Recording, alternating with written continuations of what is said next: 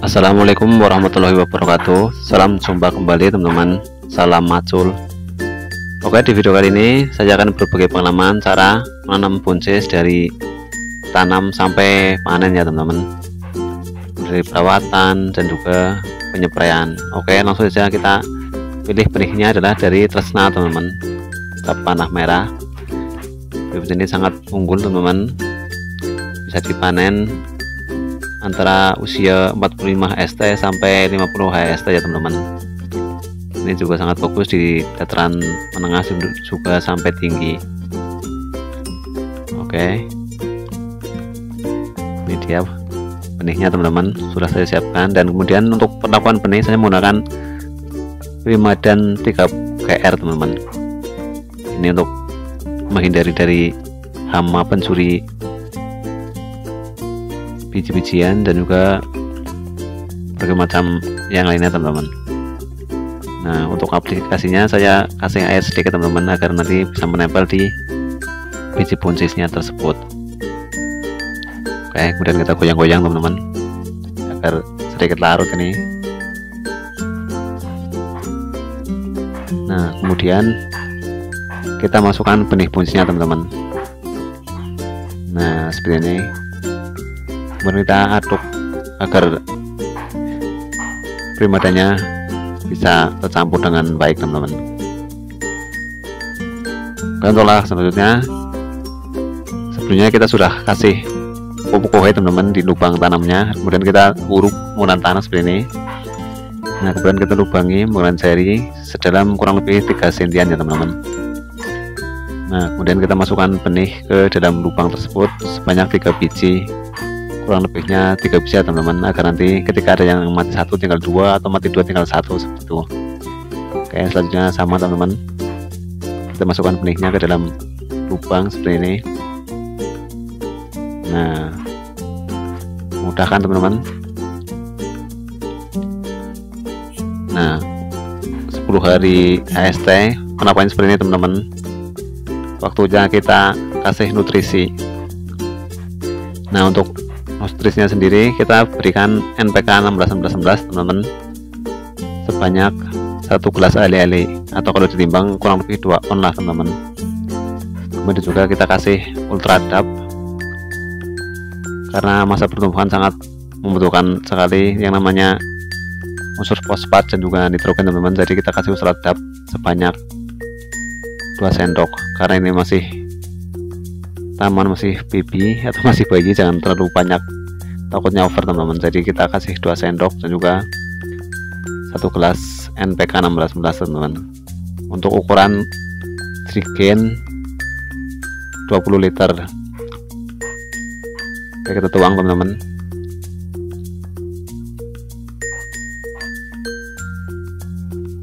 Oke, mantap. Nah, untuk aplikasinya sendiri, jika menggunakan gelas ukuran 100 ml teman-teman, jadi 100 ml kurang lebihnya. Jika dikocor ya digira-gira saja teman-teman, cukupnya saja.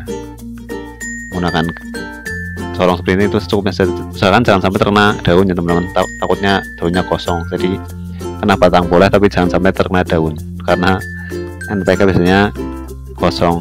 Nah, kemudian usia 12 HST teman-teman, waktunya mengendalikan hama ulat. Nah, untuk hama ulatnya saya menggunakan ini teman-teman, kita akan spray menggunakan cangkeh. Nah, juga kita kasih nutrisi menggunakan Ultradap. Ini dia penampakannya teman-teman, lumayan cukup subur setelah di spray. Nah, ini untuk nutrisi spraynya juga tak lupa kasih Ultradap teman-teman. Nah, ini sangat bagus untuk memacu pertumbuhan, jadi saya selalu menggunakan pupuk ini karena kandungan fosfat dan nitrogennya cukup bagus. Nah, kemudian untuk hama ulat kita gunakan Dangke 40 WP teman-teman, bahan aktif metomil, itu sangat bagus untuk mengendalikan hama ulat. Oke teman-teman, langsung saja kita takar menggunakan sendok. Ini agak susah karena ini udah tinggal sedikit ini teman-teman. Nah, kita kasih 1 sendok saja. Nah, seperti ini teman-teman. Kemudian kita aduk-aduk.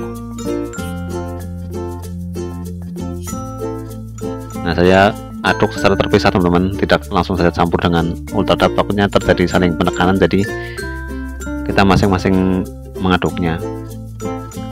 Nah, untuk ukuran tanknya ukuran yang 16 liter. Oke, langsung kita tuang teman-teman.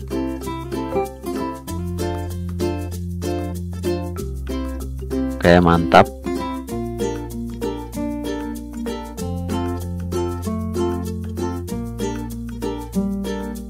Nah, kemudian ultradapnya kita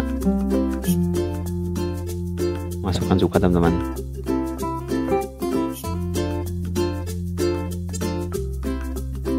Satu,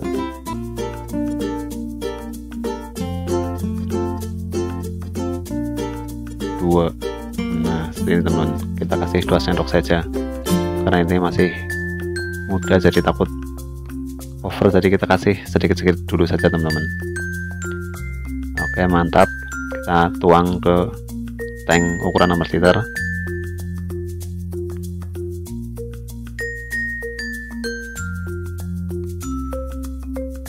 Nah, seperti ini teman-teman. Jadi untuk penyebraian saya itu situasional teman-teman. Kalau terserang penyakit langsung kita spray teman-teman. Jadi kalau tidak ya tidak spray teman-teman. Jadi patokannya bukan hari berapa HST, tapi patokannya adalah terserang atau tidaknya penyakit. Nah, untuk berikutnya 16 HST teman-teman. Waktunya kita kasih pupuk susulan kembali. Nah, kali ini kita akan berikan dengan cara ditabur teman-teman, menggunakan urea dan juga Ponskat teman-teman. Untuk perbandingan 1:2, itu 1 kilo urea dan 2 kilo Ponskat teman-teman. Ya, intinya kalau pakai piring ya 2 piring Poska, 1 piring urea, seperti ini teman-teman. Kenapa saja aplikasinya dengan ditabur? Karena ini musim hujan teman-teman. Kalau di kotor takutnya terbawa air, jadi nanti tidak maksimal. Jadi kalau musim hujan saya lebih senang mengaplikasinya dengan cara ditabur, karena itu lebih irit dan juga tahan lama teman-teman. Mungkin 1 kali tabur cukup untuk 20 hari sampai 1 bulan teman-teman, tidak memberikan nutrisi lagi karena awet. Tapi kalau musim panas tidak ada hujan, jangan sampai ditabur teman-teman, karena itu tidak efektif dan tidak maksimal. Nanti dia tidak larut dalam air, karena pupuk itu sangat membutuhkan air untuk larut. Jadi kalau musim hujan ditabur, kalau musim terang jangan sampai ditabur teman-teman. Nah, untuk aplikasi sendiri saya menggunakan takaran 1 sendok teman-teman. Nah, di samping lubang tanam seperti ini, jarak antar lubang tanam sampai ke lubang pupuk itu sekitar 10 cm teman-teman. Jangan sampai ditaruh di bawahnya pohon, nanti kosong. Jadi harus ada gang seperti ini teman-teman. Nah, usahakan diuruk, karena ini pupuk urea itu nitrogen teman-teman. Nitrogen itu sangat mudah sekali menguap, jadi harus diuruk agar nanti tidak sia-sia dalam memupuk.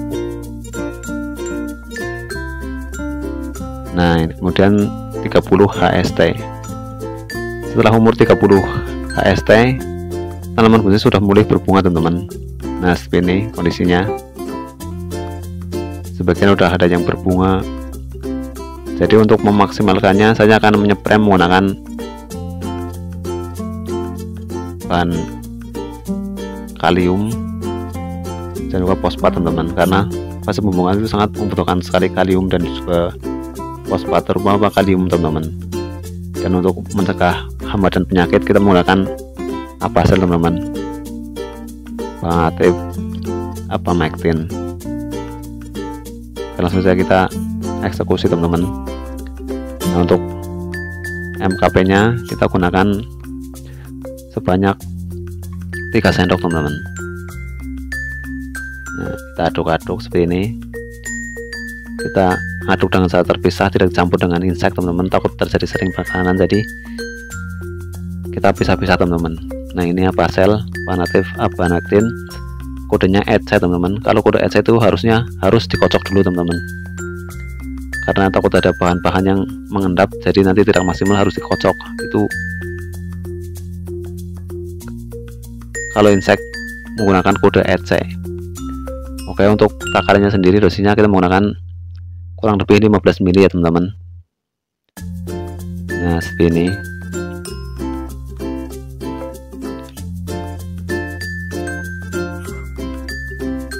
Ini sangat efektif untuk mencegah kutu-kutuan dan juga ulat. Oke, kita tuang teman-teman. Oke, mantap. Nah kemudian kita aduk sampai merata, pastikan tidak ada kumpulan dan harus tercampur rata dengan air teman-teman, agar nanti lebih efektif dan lebih jitu. Nah untuk tanknya sendiri kita biasa teman-teman menggunakan tank ukuran 16 liter dengan dosis 3 sendok MKP dan juga 15 ml Apamectin merek Apacel. Untuk merek bebas ya teman-teman. Nah kemudian kita aduk kembali agar tercampur dengan merata.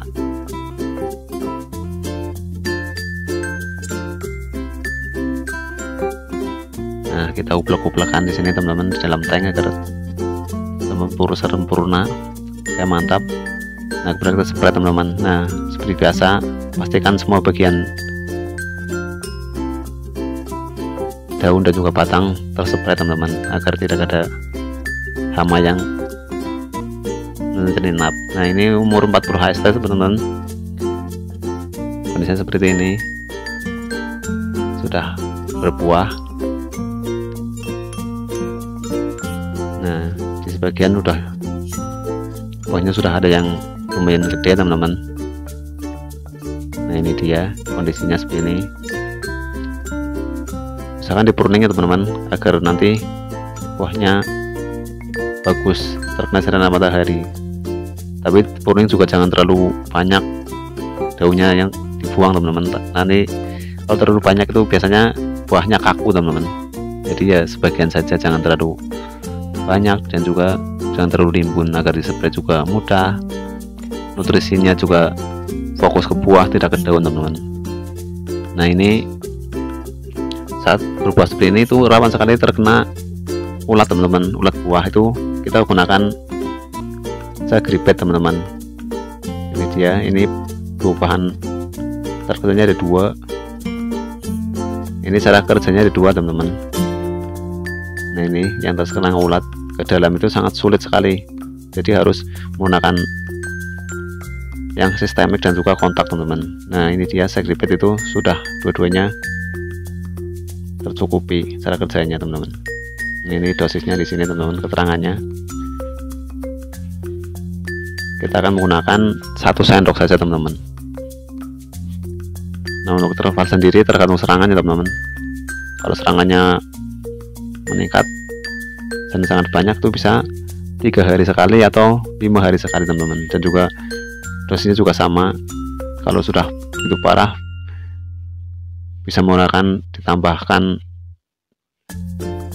dosisnya. Nah untuk kali ini kita gunakan 1 sendok saja, dan ukuran tanknya adalah 16 liter teman-teman. Oke, saya aplikasikannya tunggal teman-teman,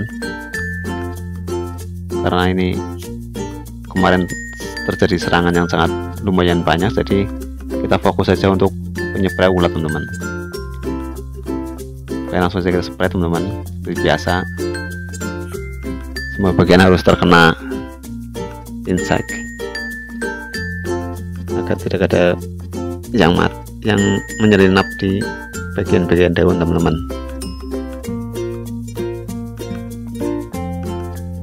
Ya, mantap teman-teman.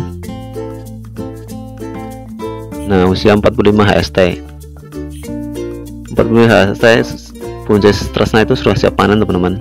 Ini kondisinya lumayan panjang buahnya teman-teman. Nah ini keunggulan punca stresnya adalah buahnya yang panjang-panjang juga berbobot teman-teman.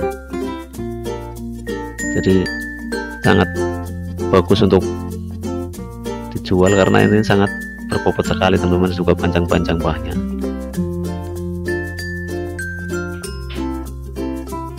Nah, waktunya kita panen teman-teman, karena buncis Tresna itu bisa dipanen saat usia 45 sampai 50 HST teman-teman. Panennya cukup mudah, tinggal kita tarik saja seperti ini teman-teman. Nah, ini buahnya kondisi seperti ini, sangat bagus sekali.